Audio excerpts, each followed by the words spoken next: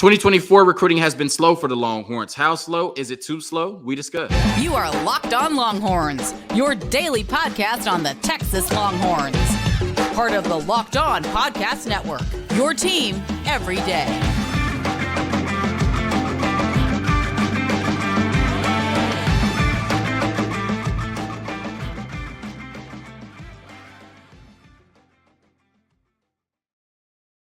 Locked On Longhorns, the show. Jonathan Davis, your host. Today's episode of Locked On Longhorns is brought to you by FanDuel Sportsbook, the official sportsbook of Locked On. Make every moment more. Visit FanDuel.com/LockedOn today to get started. On today's episode of Locked On Longhorns, we're discussing the 2024 recruiting class up until this point. Has it been too slow for Sark and company? Then we're talking about the Texas baseball team. They swept the Coral Gables Regional. Will face off against Stanford in the Supers this weekend. And last but not least, Rodney Terry and his staff have identified a new strength and conditioning coach. We talk about all of that and more on today's episode of Locked On Longhorns, part of the Locked On Podcast Network, your team every day. We are still on a quest to get to 3,000 YouTube subscribers. If you have not subscribed yet, please do so. Whether you're watching on YouTube or listening on audio, please go over to YouTube and throw me a subscription.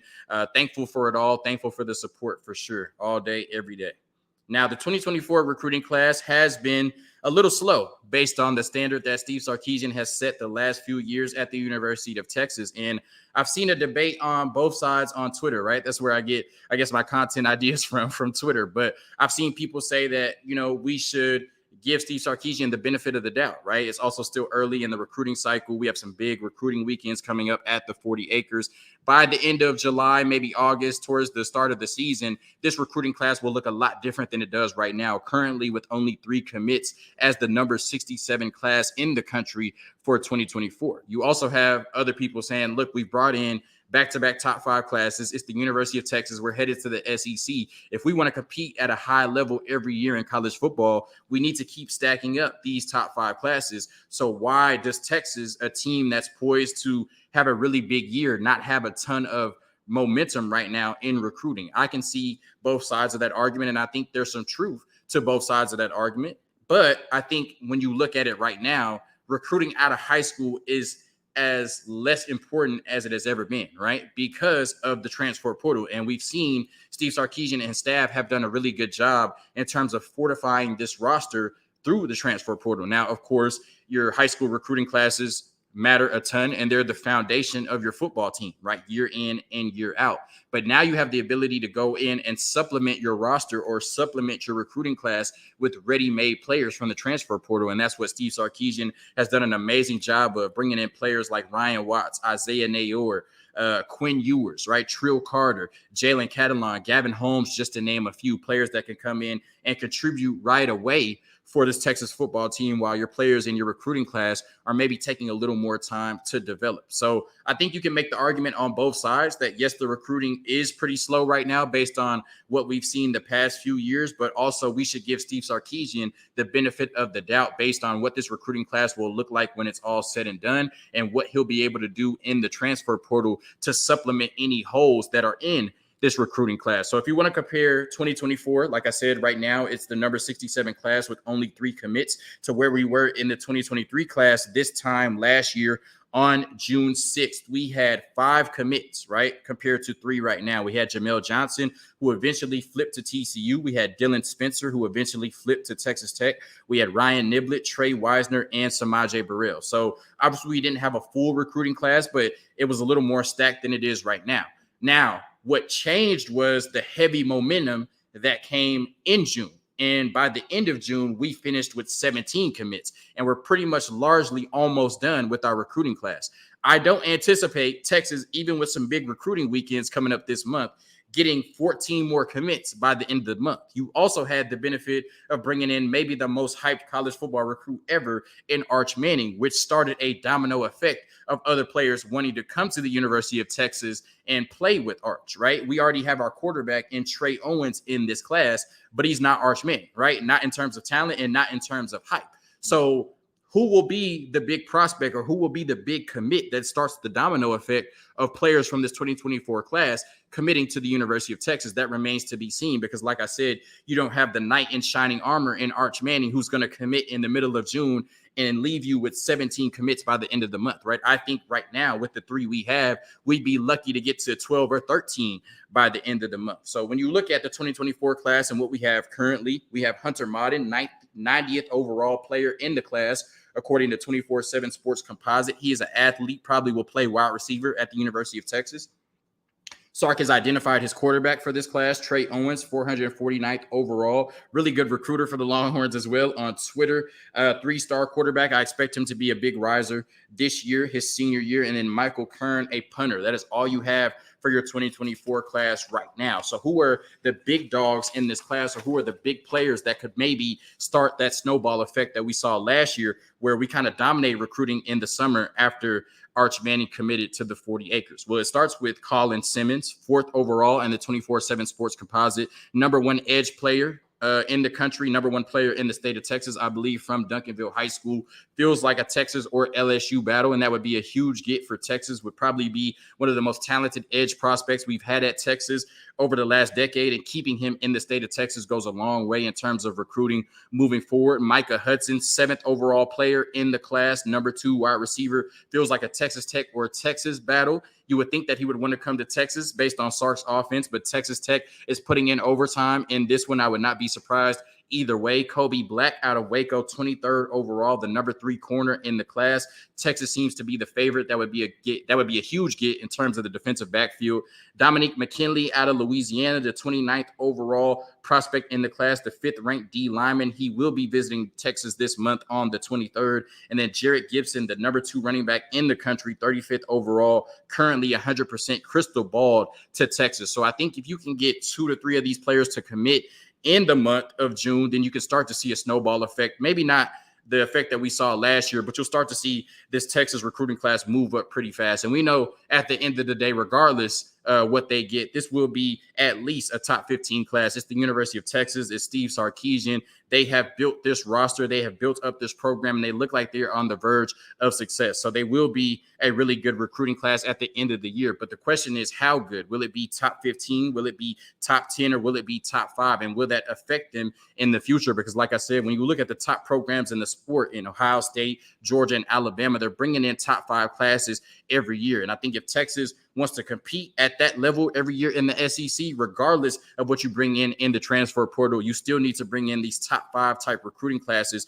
on a yearly basis. So it hasn't started off strong for the Texas Longhorns in terms of their 2024 recruiting class, but I have all the faith in the world in Steve Sarkisian and this staff that they will finish strong. And at the end of the day, this will be one of the best classes in college football headed to the 40 acres next year. A quick word from our sponsors, and then we're talking about our baseball team who went on the road to Miami and swept the Coral Gables Regional.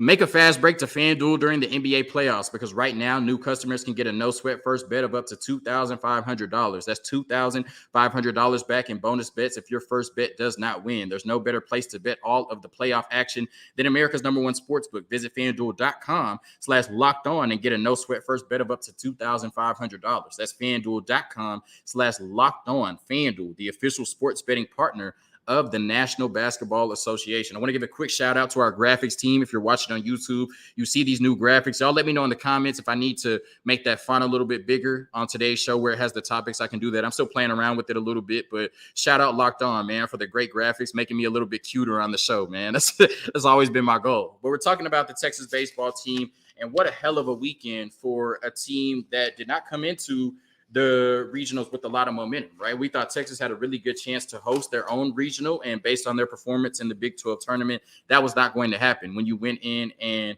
lost your first 2 games, right? You didn't even win a game in the tournament. Texas went to 0-5 this year at Globe Life Field. But as soon as they got away from Globe Life Field, they got back to being the Texas baseball team that we know and love, once again sweeping the Coral Gables Regional, setting up a great matchup this weekend against Stanford. It started on Friday when they beat Louisiana 4-2.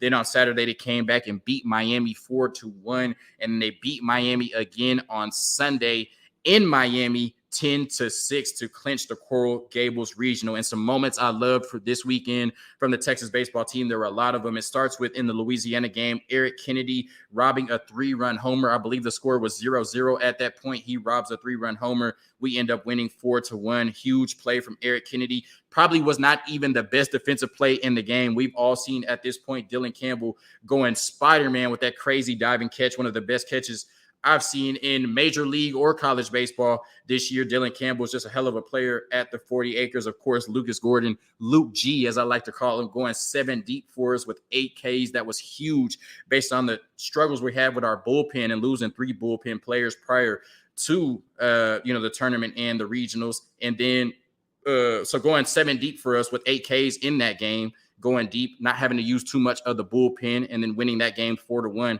Then you come back the next game and LBJ is starting, right? And LBJ got out of 2 bases loaded jams twice in the first 2 innings, right? Where it looked like it was going to be a hellacious start and Miami was going to put it on him. They loaded the bases in the first and the second inning. He was able to get out of that and then finished a complete game, only threw 84 pitches over his last 7 innings. That's only 12 pitches per inning, over 100 pitches, and only allowed 1 run. We needed a complete game, the first complete game at the 40 acres in the NCAA tournament since 2014. So LBJ definitely put his name in the history books at the 40 acres. Just a dominant performance. And, I saw some people complaining about the 100 pitches. I know that is a lot, but, you spend the regular season kind of progressing your pitchers along, right? And you use analytics to see when you should take them out, when they're most effective, third time through the order, after a certain pitch count, et cetera, et cetera. When you get to the postseason, you kind of throw that out the window and you just let your arms go out there and do what they do, right? And so I think all of our pitchers could go 120 pitches if need be, but you don't stress them like that during the regular season because you're trying to get to postseason play. Now you're in postseason play, and if you need to use an arm and he feels comfortable for 115, 120 pitches, that's just what you need to do. And obviously David Pierce was comfortable that LBJ could do it. He went out there and did it, and I think that was great for our bullpen. You come back the next day after going down 3-0, things looked a little bit shaky for Tanner Witt to start, right? And it looked like you may be in a position to have to decide if you wanted to go all in terms of winning that game or, kind of save your arms for a decisive game 7 on Monday. Well, the offense made that a moot point, right? In the top of the third, they came out and scored 9 runs, chased their starter, and, had the lead for the rest of the game for good, ended up winning that game 10-6 on Sunday. So to be able to sweep the Coral Gables regional, coming off 2 straight losses in the Big 12 tournament, coming off a situation where you could have hosted a regional and kind of forfeited that away with your own play, it was great to see them, show that Texas fight and come back in the Coral Gables regional where, like I said, you had 2 hitters who were dealing with really big back problems. Garrett Guillemette got almost hit in the face with a baseball. He was able to continue to play, thankfully. And you had 3 bullpen arms that were unavailable, either via the transfer portal or injury. So with all of that happening, you felt like this may be a Texas baseball team that didn't reach their full ceiling or was unable to get past the regionals or super regional. And now they look like one of the hottest and best baseball teams in the country. And it sets up for a really interesting matchup with Stanford. I believe the only 2 teams that have advanced to the College World Series the last 2 years. And it's going to be at Stanford because Texas A&M couldn't take care of business. We saw that this year in the NCAA tournament in basketball, where we were 1 game away from playing Texas A&M. They lost to Penn State.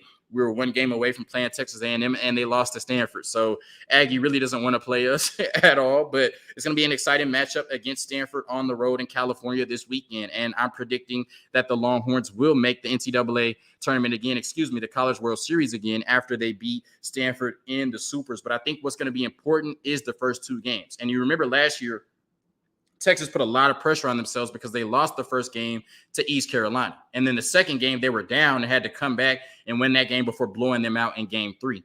We don't know what we have in Tanner Witt right now, right? I don't know if Tanner Witt is a sure thing. Right now, I think he can go out and definitely be better than he was in his last outing, but you don't know how long he can go, how good his stuff is going to be, how confident he is in his stuff, and how many pitches he can throw for the Texas baseball team. If it comes down to a decisive game 3 and you have to go out there and start Tanner Witt based on what we saw on Sunday, that might not be your best option. I do have all the faith in the world in Lucas Gordon right now. I do have all the faith in the world in LBJ right now. I think it would be imperative if Texas can, right? It's going to be hard. Stanford is a really good baseball team to go out there and win the first 2 games of the Stanford Super Regional, because if it comes down to a game 3 and you have to throw Tanner Witt out there, I'm not sure if that's advantage Texas, as crazy as that sounds. So huge credit to the Texas baseball team for sweeping the Coral Gables Regional. Huge credit to them for making the Super Regionals once again. And I'm predicting they will make the College World Series after they beat Stanford this weekend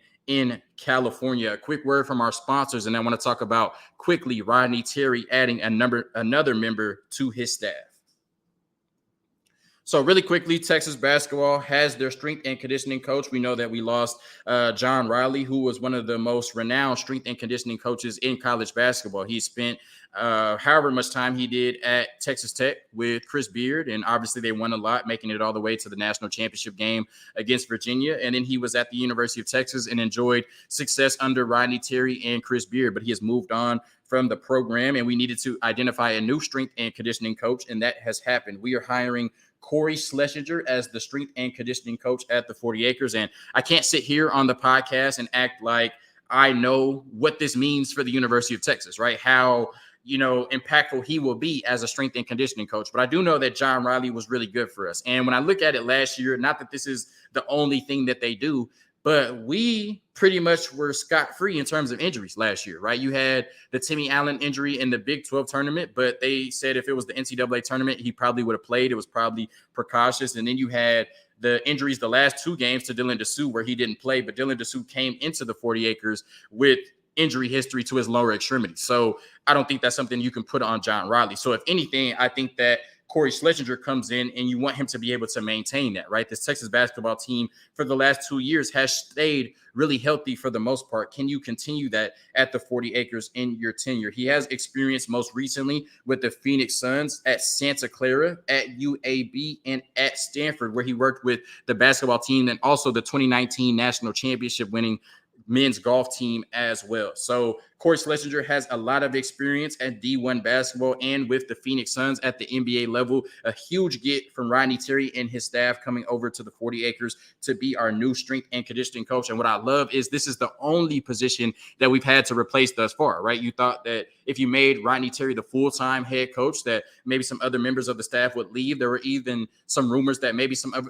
the other staff members might head to Ole Miss, right, for the opportunity to work with Chris Beard again. We only had one coach leave, and that was our strength and conditioning coach. Every other coach stayed on this staff with Rodney Terry. That tells me they have the utmost respect for that man, and they want to stay with him, and they believe what he's building at the 40 Acres, and so do I. Thank you for tuning in to another episode of Locked On Longhorns, part of the Locked On Podcast Network. Your team every day. Hook 'em. Peace.